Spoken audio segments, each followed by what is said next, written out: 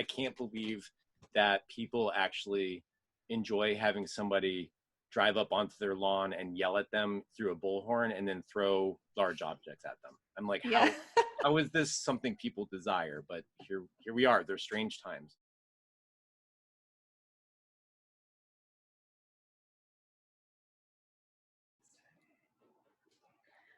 Hi. Oh. Can you hear me? I can hear you. I can hear you. How are you? I'm great. How are you? Oh, it's so nice to see you. I love your banner.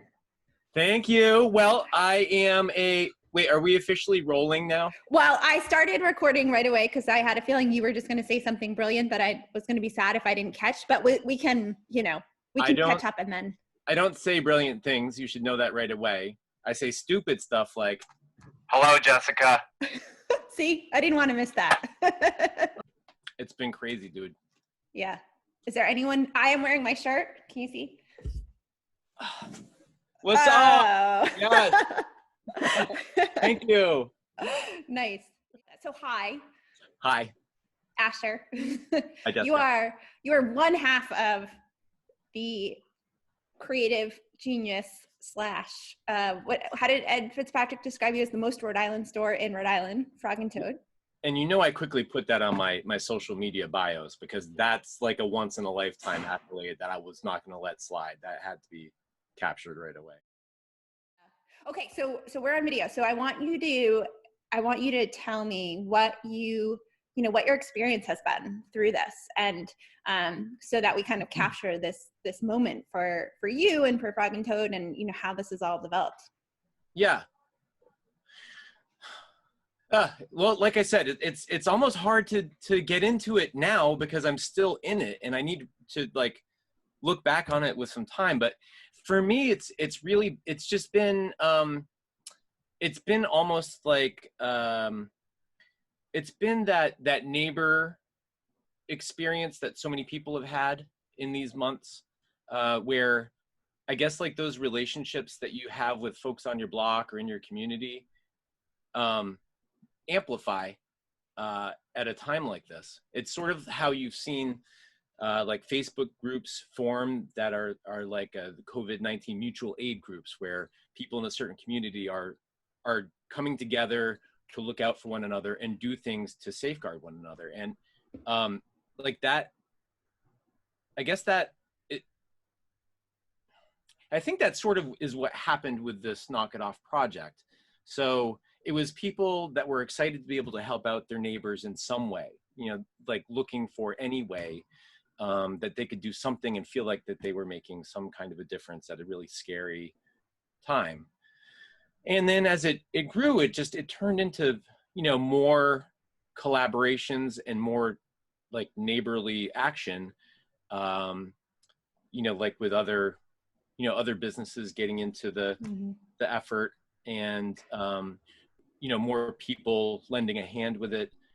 It just, I guess, became like a microcosm of that small community, I guess, broadened somewhat. And it was super exciting. And I should warn you, I have a penchant for rambling and talking at great length. So please feel free to interrupt me at any point. And I think the other thing too, is like, it really projected to me what is so amazing about living in Rhode Island, because it's such a small state that's so densely populated.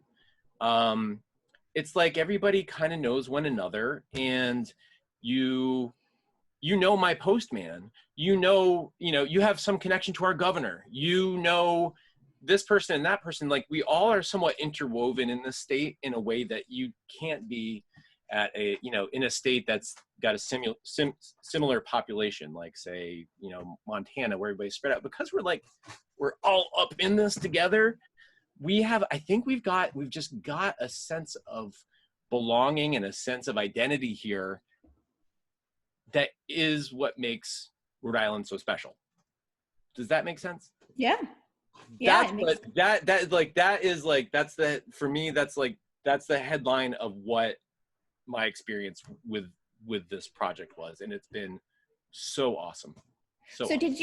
yeah, so, as this was coming together, as the initial t-shirt was coming together and, then expanding, I mean, did you have any sense of what the reaction was going to be or the response was going to be? No clue. So it all started with that first press conference that the governor gave, that first time that she said, knock it off. And I'm telling you that each and every person that was in front of their TV or that broadcast got the same vibe at the same time. It was kind of electric, where it was like, whoa, that hit me. And, my sense was there's some gold right there. And I literally went and checked my Twitter, and I'd gotten a direct message 5 minutes after the broadcast ended from a friend, Stephanie, who said, you should do a Knock It Off shirt and partner with the Rhode Island Foundation's COVID-19 response fund. And it was that same kind of coming together, group think that happens, I guess. And, I think because we have a track record of being a t-shirt, as you know, a t-shirt place. I'm a fan. It was a steady stream of people emailing and direct messaging me on social media, you need to do a Knock It Off shirt. You need, it was just overwhelming. I'm we're working on it. So then I contacted Marette, who is the artist for our brand, our line of greeting cards and accessories called Frog and Toad Press. And she, of course, I had to lay her off back on March 16th, along with everybody else that works for the store. And I was like, hey, how would you feel about working on this shirt concept? And she was like, yeah, absolutely. She was, sitting on her couch in her jammies and really didn't have a lot else going on. And she was like, yeah, definitely.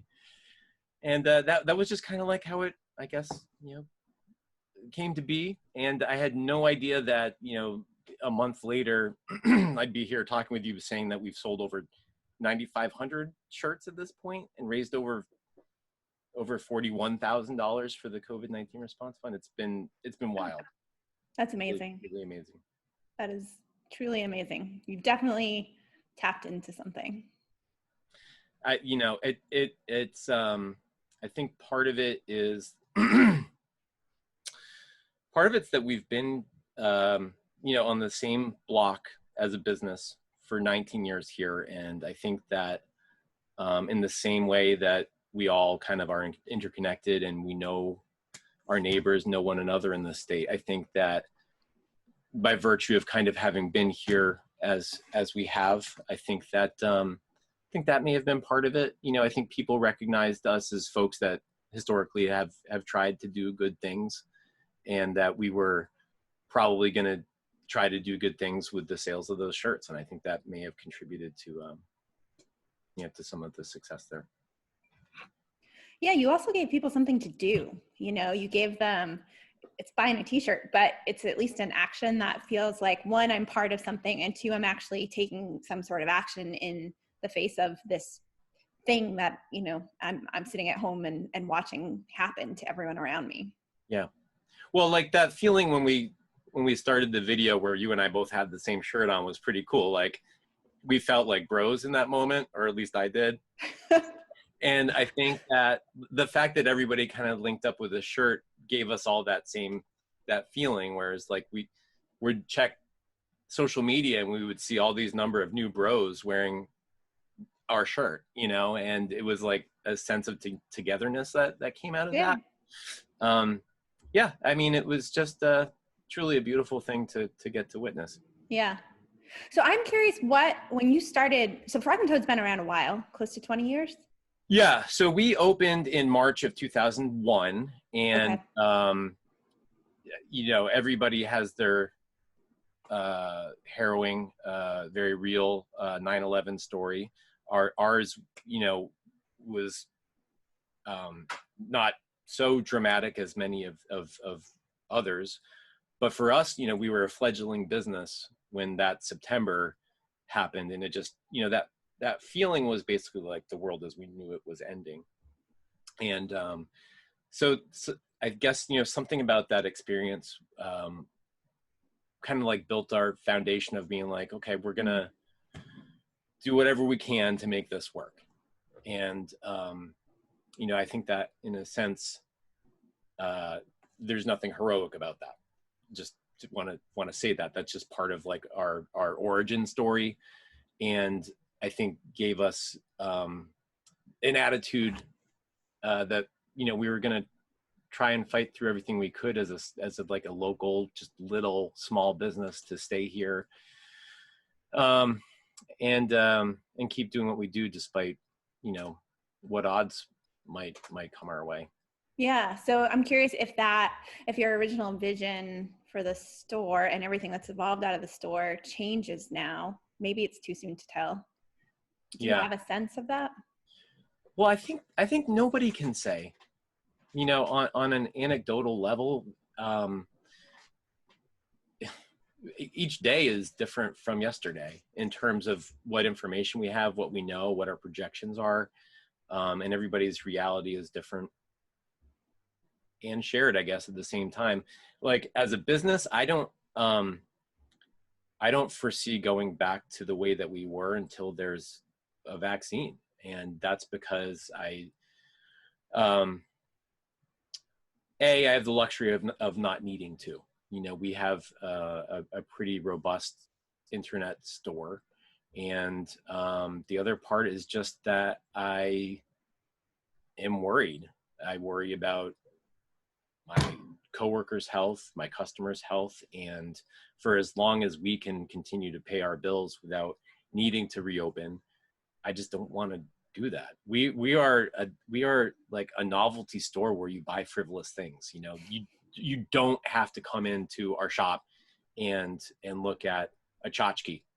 That's not something that you need to get by. We can be a place where you can go online and pick something out and have it delivered to you by a maniac with a bullhorn. But we're not here selling toilet paper. Yeah.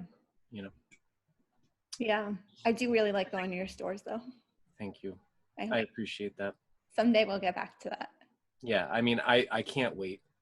I was talking with Harry Adler, who owns Adler's Hardware, this morning. And he and I are both very big huggers. Oh. And it was the first time that we've encountered one another and not had a hug. And I think for all of the huggers that are out there, this has been a very difficult time, and I'm one of them. And that's part of like I think is what you're talking about is being able to go into like a store and like ours and check out of what your real life is like and just wander around and listen to some nice music and not have to deal with whatever is going on in your daily life is a valuable experience. It's like a moment of I don't know, of joy or solitude or whatever you want to say. And it's almost like that hug that we're depriving ourselves of too, that human niceness. That's that's just part of what we're living without now. Yeah. I was also reading about there's a This American Life episode about delight. Did you hear that? I don't think so. I'm a pretty devout listener too. I think it might have been a rerun, but apparently, so the episode was about delight, and there is a book of delights that was written by, I think it was a poet. I want to say Ross Gay, but I probably have that name wrong. And I just loved this concept of, in everyday life, you like these moments of joy and delight and, often surprise. And I think that's what like Frog and Toad is a store of delights to me. It's just, it's fun. It maybe isn't necessary, but it's fun. It's funny. It's easy. So that's really nice. No, I've always prided myself in not being necessary. I am gratuitous. There's different types of necessary. Thank you. Well, I would like to say on behalf of a very grateful Rhode Island, thank you. Thanks to you and your team for everything. You're welcome.